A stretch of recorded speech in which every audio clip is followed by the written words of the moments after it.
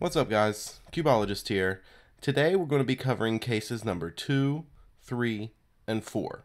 3 of the dot cases.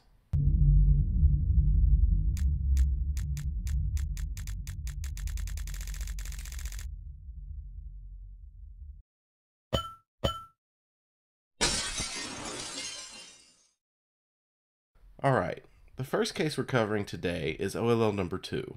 As you can see, this is one of the dot cases, as will be the rest of the OLLs that we cover. Now, the way you distinguish this one from the other cases is, you see that you have this 3 bar on the left side, you have a 2x1 block facing you on the right, a 2x1 block facing away, and then this edge facing to the right. So once you have the cube oriented like this, you do the following algorithm. You do F, then you do the sexy move or trigger, R, U, R prime, U prime, then you do an S move, then you do the trigger again, R, U, R prime, U prime, then you finish up with a small F prime. Now, I'm not the fastest at this case, but this is how I execute it.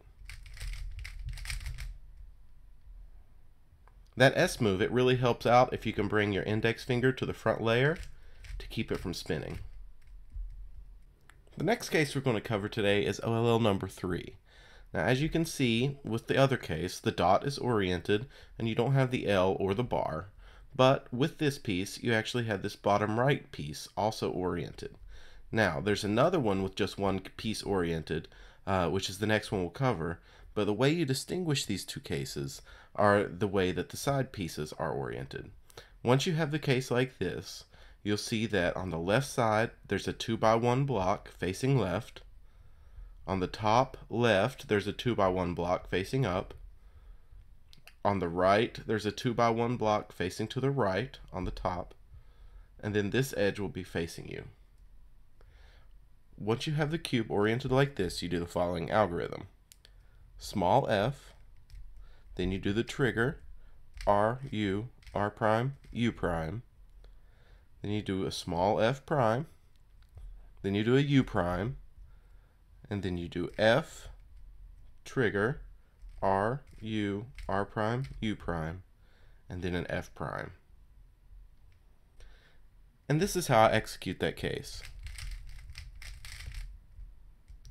Alright guys, so the last case we're covering today is OLL number 4.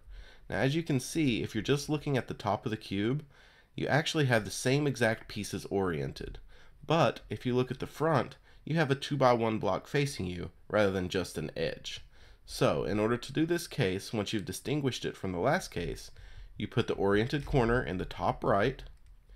You see that you have the 2x1 block on the right, another one facing you on the front left, another 2x1 block on the left top facing left, and then this edge pointing up.